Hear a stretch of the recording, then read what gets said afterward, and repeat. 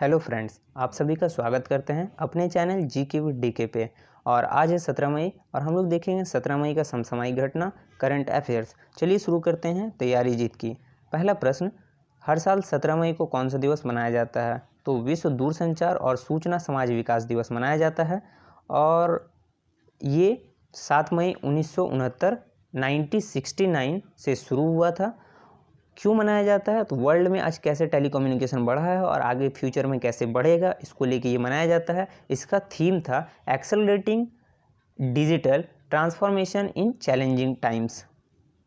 Number 2, Venugopal Chandrashekhar का हाल ही में निधन हुआ है, वह किस खेल से संबंधित थे? तो ये टेबल टेनिस से संबंधित थे। अभी इनका निधन हो गया है। ये 3 बार नेशनल चैंपियन भी रह चुके हैं। नंबर 3, खबरों में रहने वाला डोंगरिया कोंथ जनजाति कहाँ पाया जाता है? तो ये ओडिशा में पाया जाता है।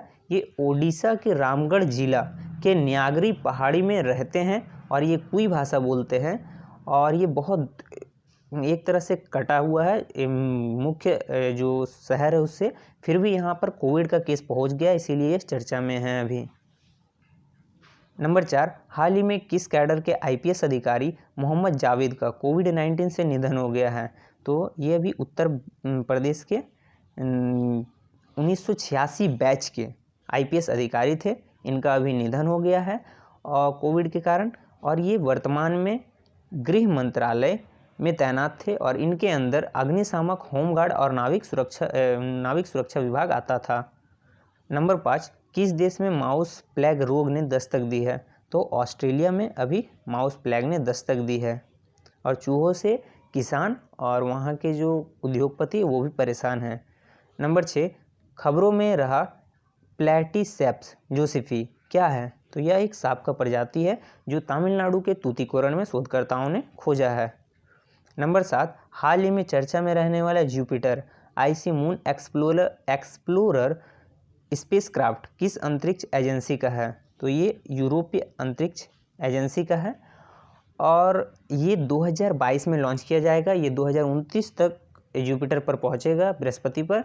और बृहस्पति जो एक गैसीय ग्रह है और उसका जो 3 मून है, सबसे बड़ा जो 3 मून है, गैमीड और कैलिस्टो और यूरोपा, ये तीनों का 3 साल तक अवलोकन करेगा और बृहस्पति का भी। नंबर 8, हाल ही में गो एयर ने किस नाम से खुद को रिब्रांड किया है? तो ये गो फास्ट के नाम से खुद को रिब्रांड किया है। यह भारत का सबसे सस्ता जहाज सुविधा प्रदान करने वाली कंपनी है और अब ये अपने आप को अल्ट्रा लो कॉस्ट मॉडल में शिफ्ट कर रहा है ताकि कस्टमर को ज़्यादा से ज़्यादा अट्रैक्ट कर सके और कम से कम में ये सुविधा उपलब्ध करा सके। इसके फाउंडर कौन है? तो जहांगीर वाडिया हैं और इसका हेडक्वार्टर मुंबई में है। ये फाउंडेड किया गया था 2005 में। नंबर 9, विश्व बैंक किस देश को हाल ही में $80.5 मिलियन देने की घोषणा की है? तो यह भी श्रीलंका को किया गया है। नंबर 10, लाल कान वाला कछुआ दीपोर वन्यजीव अभयारण्य में पाया गया। दीपोर वन्यजीव अभयारण्य किस राज्य में है? तो यह असम में है और असम के गुवाहाटी में है। यह एक रामसर साइट भी है।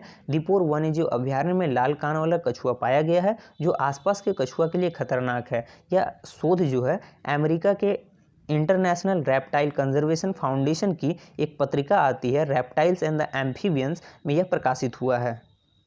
नंबर 11, हाल ही में किसे बसवश्री पुरस्कार से सम्मानित किया गया है? तो डॉक्टर की कस्तूरी रंगन को अभी बसवश्री पुरस्कार से सम्मानित किया गया है। ये इसरो के चेयरमैन रह चुके हैं 1994 से 2004 तक और जो न्यू एजुकेशन पॉलिसी 2020 जो आया था उसका जो ड्राफ्टिंग कमेटी के ये अध्यक्ष भी रह चुके हैं।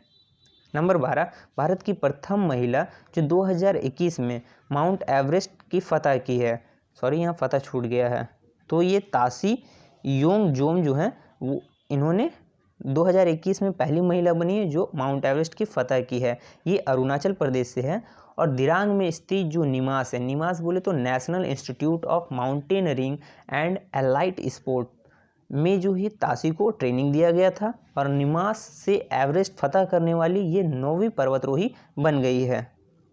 नंबर 13, हाल ही में किस वैक्सीन का दूसरा डोज लेने की समय अवधि बढ़ा दिया गया है? तो ये कोविशील्ड का जो दूसरा डोज लेने की समय अवधि है उसको बढ़ा दिया गया है। पहले ये 4 सप्ताह मतलब 28 दिन का होता था 28 दिन की अवधि पर लगती थी, अब ये 12 से 16 सप्ताह मतलब 56 से 96 दिन की अवधि में लगेगी। मतलब 4 सप्ताह से ये 12 सप्ताह कर दिया गया है। और कोविडशील्ड सीरम इंस्टीट्यूट इसका उत्पादन करता है। कोविडशील्ड को ब्रिटेन के ऑक्सफोर्ड यूनिवर्सिटी तथा एस्ट्रोजेनिका ने मिलकर बनाया है। अमेरिका ने भारत के कितने गीगावाट नवीकरणीय ऊर्जा उत्पादन के लक्ष्य को हासिल करने में मदद करने के लिए जलवायु परिवर्तन पर उसके साथ साझेदारी की है? तो 450 गीगावाट। तो पीएम मोदी ने 450 गीगावाट बाइट नवीकरण ऊर्जा उत्पादन का लक्ष्य रखा है। तो पीएम मोदी और जब अमेरिकी राजदूत जो जैन केरी हैं का जब वार्तालाप हो रहा था, तो या उन्होंने कहा था कि भारत के पास ये लक्ष्य को प्राप्त करने के लिए पर्याप्त फंड नहीं है और टेक्नोलॉजी भी नहीं है। इस लक्ष्य को प्राप्त करने में अमेरिका भारत का मदद करेगा। हाल ही में भारत मूल के अर्जुन गुल्लर ने सिंगापुर 1 चैंपियनशिप में ब्रैंडन वेरा को हराकर हेवीवेट विश्व चैंपियनशिप का खिताब जीता है। वह किस खेल से संबंधित है? तो मिक्स मार्शल आर्ट MMA से संबंधित हैं। ये 2010 में दिल्ली में राष्ट्रमंडल खेल में गोल्डन मेडल जीत चुके हैं और 2015 में इन्होंने UFC फाइट जीता। जो UFC फाइट जीतने वाले ये भारतीय मूल के पहले फाइटर बने। नंबर 16, हाल ही में असम की पहली महिला वित्त मंत्री कौन बनी है?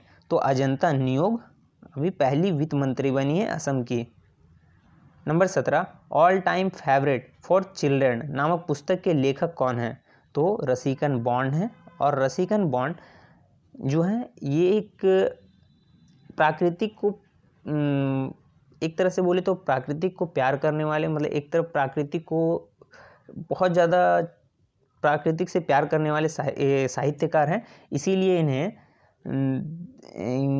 ये एक उपाधि दिया गया है, वॉरियर, इको वॉरियर भी इन्हें कहते हैं। और ये जो अभी बुक ये लिखे हैं all time favourite for children, ये छोटे छोटे कहानियों का संग्रह है।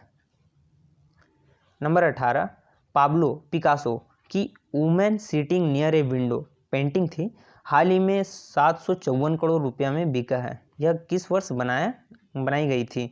तो 1932 में यह बनाई गई थी। ये पाब्लो पिकासो जो हैं वो इतिहास के एक महान चित्रकार हैं। नंबर 19, हाल ही में किस राज्य में मारूग्राम कोरोना मुक्त ग्राम अभियान शुरू किया गया है? तो ये अभी गोवा में शुरू किया गया है, गुजरात में शुरू किया गया है।